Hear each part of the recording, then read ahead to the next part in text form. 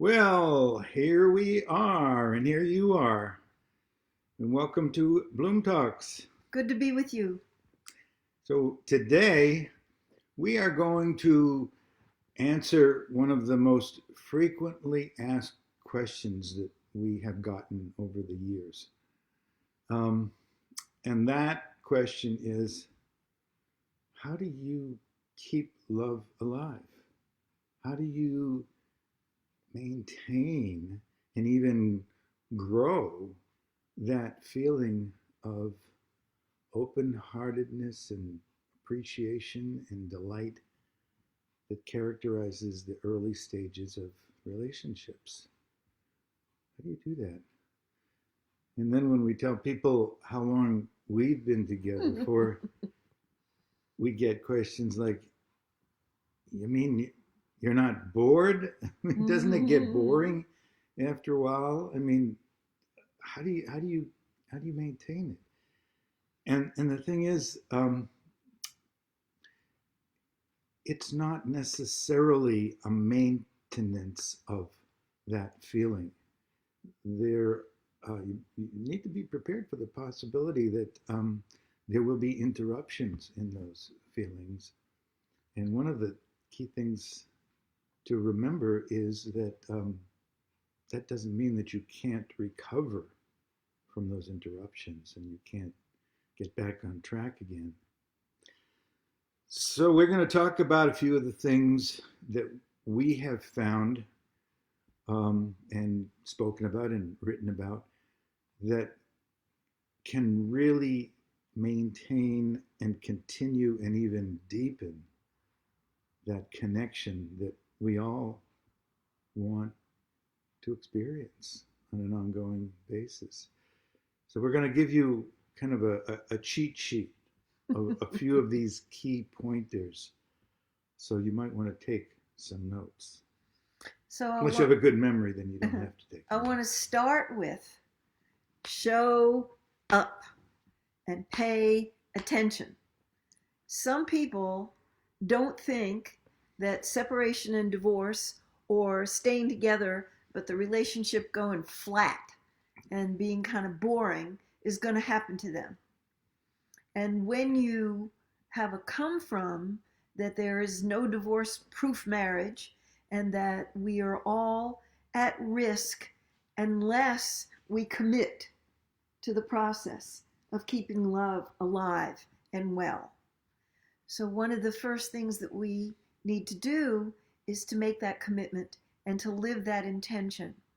And that will steer us in the right direction to show up and to pay attention. And to pay attention to the way in which we're changing as an individual, the way they're changing as an individual, the way our relationship is changing as we go into different phases of our relationship. Because it's different when we don't have kids than when we do have kids.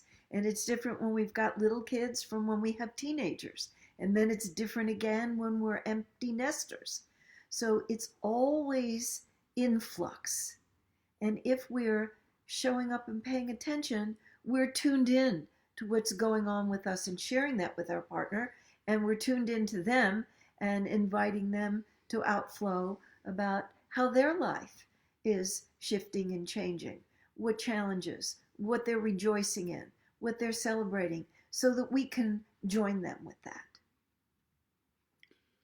So, another thing on the list is that you want to, um, we've spoken and written about how differences are inevitable, particularly since we tend to be drawn towards people who are in some ways very different from us.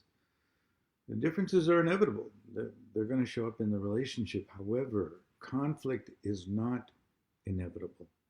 Conflict is an option that we may choose to take sometimes, but it can be at least minimized and sometimes even avoided. So we want to really look at the whole question of how can we do that? How can we minimize the disruption that uh, that conflict that can be damaging to a relationship, the kind of conflict that just takes us down that rabbit hole and we spiral down and there's no good resolution. How can we prevent that from happening? And one of the ways that couples who have maintained long term fulfilling partnerships, keeping love alive, is that they haven't allowed breakdowns in the relationship to go unattended to. They have dealt with them when they come up, even though, we may get this feeling, oh, geez, I don't want to have to go through this again. I know what generally happens, and let's just put it aside.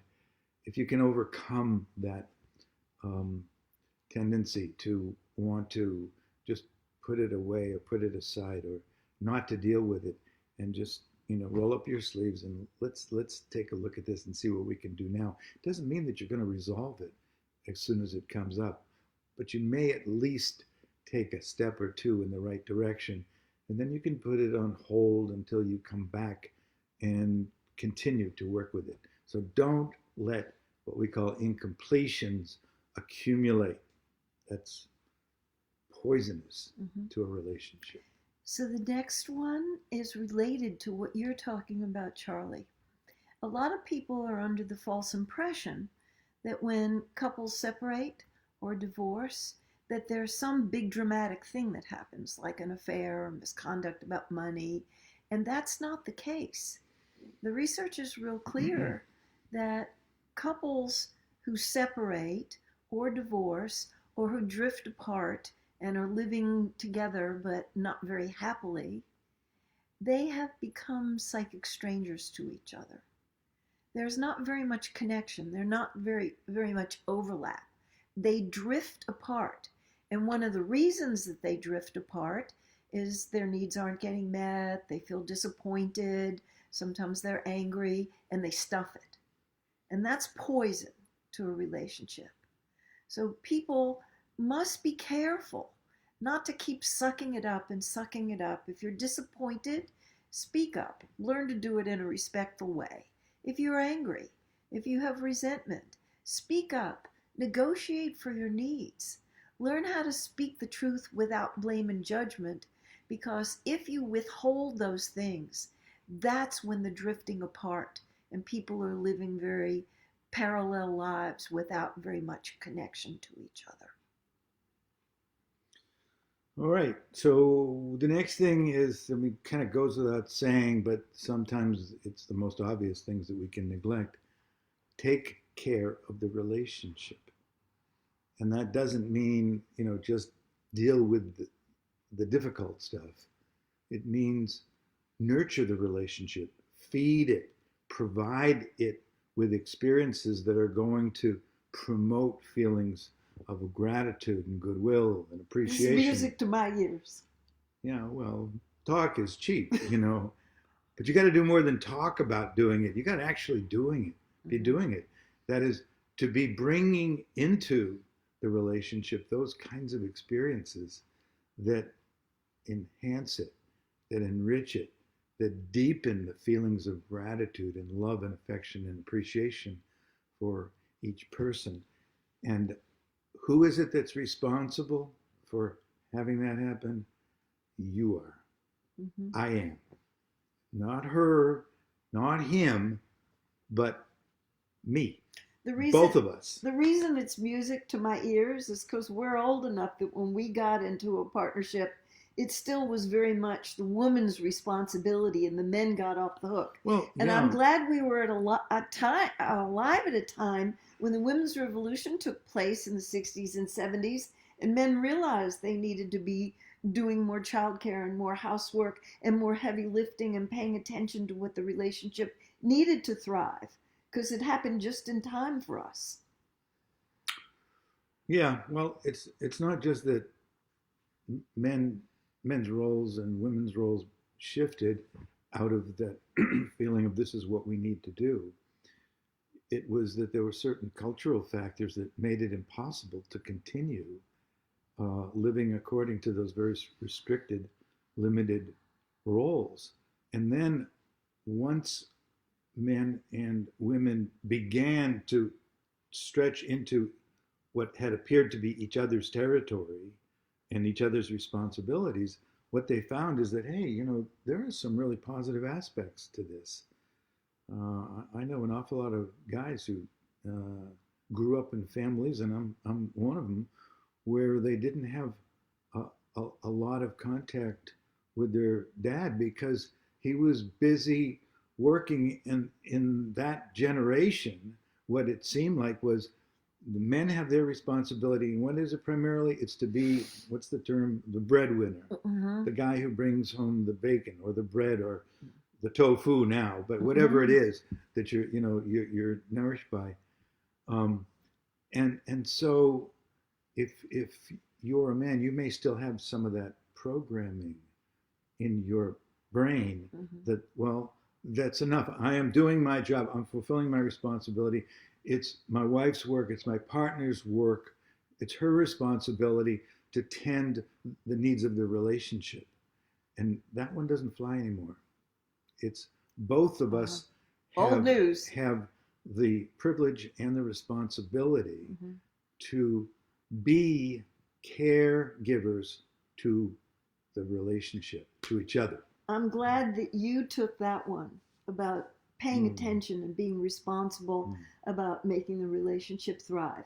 So I get to talk about how each individual needs to take good care of themselves, right. which was a growing edge for me, because I got the acculturation about being in service, but didn't get enough of an example in my family of origin from my mom to take good care of myself. So you were a teacher to me about responsible self-care and compassionate self-care, which I used to call healthy selfishness before I came on to compassionate self-care. But if both people are taking good care of themselves, doing the things that they need to thrive, having enough sleep, having enough rest, having enough fun, having enough social life, having enough time where they're not a human doing, where they can be a human being, having the experiences that feed their soul and feed their spirit, then they're two whole people coming to the relationship. And that is important, that we need to take care of ourselves, each of us as individuals, as well as take good care of the relationship. And the couples who are hitting the high marks about having great relationships, they're both good at taking care of themselves and taking care of the relationship. All right. So the next item on the list has to do with getting help and recognizing when you need it and getting it before a difficult situation turns into a disaster. And what we encourage people to do is to really do all you can do, without getting help, to practice the things that you have learned or believe or are learning will support and promote the growth of the relationship. And just keep making your best effort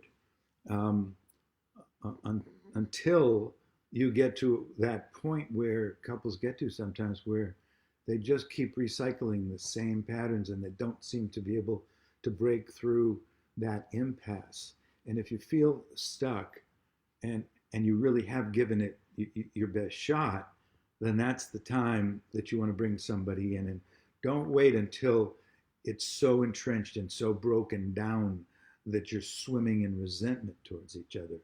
That's because the more deteriorated the relationship gets, the more difficult it's going to be and the more time it's going to take to repair it and get back on track. I want to give some specifics about who could be helpful. You may have friends who have a wonderful relationship, and if you're not so closeted about the difficulty and the challenge that you're facing, some of your friends may be able to give you some sage advice.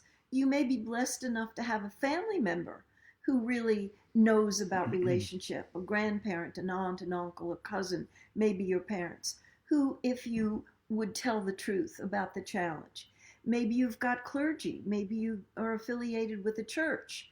Their books, their classes, and their professionals. And this is a statistics that breaks my heart, that the average couple, before they call for the very first marriage counseling session, has been struggling for 6 years. That's how long they've been sucking it up and just bearing it. Don't bear it. Be proactive and get help early, because the problem denied is the problem prolonged. The pain denied is pain prolonged. Get help early before things are so, off the rails that it's going to take a long time to heal it. And hold the vision that it is possible with help. But everybody's so independent in this culture, they don't want to admit, they're so embarrassed that they need help. Be willing to be humble and say, I'm confused. I got a learning deficit here. I don't know how to handle this particular challenge. Okay, next on the list is the F word, forgiveness. Yeah. Practice forgiveness. If you're not good at it, if you're not comfortable with it, get over it. Learn how. And learn how. Forgiveness is not an event, it's a process. So it doesn't necessarily happen all at once. It sometimes occurs in stages. And sometimes the first stage is to acknowledge how upset, hurt, disappointed you are. Mm-hmm. You've got to clear some of that out and feel like your partner understands why you're feeling the way you are. Not that they have to agree that they're wrong and you're right, but to be willing to acknowledge your own feelings and hopefully even your own responsibility for contributing to getting to this point in the relationship where the two of you are right now. So forgiveness is a very powerful means of closing that gap, particularly when we feel estranged and upset with each other. And it's not always that easy to do. Sometimes just be willing to do it in small steps, incrementally, if you're not able to forgive completely all at once. It's a process. Okay. And I want to wave the flag and hold the banner for the importance of being lovers and to make time to be sexual with each other, to have some romantic dates, and to carve out time of our busy, hectic lives with all of our commitments. And if you're raising kids, it's sometimes like carving it out of stone, and our professional commitments and others. But those couples who seem to be keeping the juice, keeping the love alive over the decades, they are taking time to be lovers with each other. Sensual delight. It's the gift from Mother Nature. And people are so busy that they go weeks, and they don't make time to be lovers with each other. And from what we know from our own experience and the many couples that we've worked with over the years, those couples who are thriving after many years together, they don't allow their relationship to go flat. They don't allow the emotional intimacy to go flat, and they don't allow the sexual intimacy to go flat.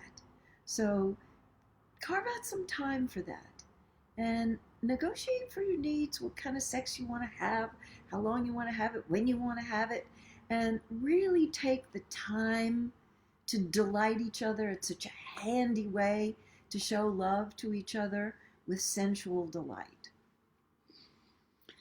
So those are a few of the things that you might want to keep in mind the next time that thought comes out into your mind about how you want to make sure that love will last. And I said earlier that this is like a cheat sheet of a few of the top practices that you might want to consider. And if this is too much and you want something even more condensed, we have the ultimate condensation of all of this. And this is the cheat word. There's one word that will give you all of these, all of the key practices. Um, and that word is think. And I'm not talking about the process thinking. Think is an acronym for 5 other practices that spell out the letter of each one spells out the word think. Um, and so the first word, the first letter in think is what? T. So T is for truth. Bring truth to your relationship. Speak your truth. The second one is helpful. Is what I'm about to say going to be helpful to this person? Will it be something that will bring about a positive response internally and interpersonally between us? Will it be helpful? The next letter is I. I stands for inspiring. That's a high bar. It doesn't mean that you've got to say something that is earth shaking and life transforming, but something that will inspire your partner to bring about the best in them in some way, something that will really open their heart. The next letter is N, which stands for necessary. Is this something that I really need to say?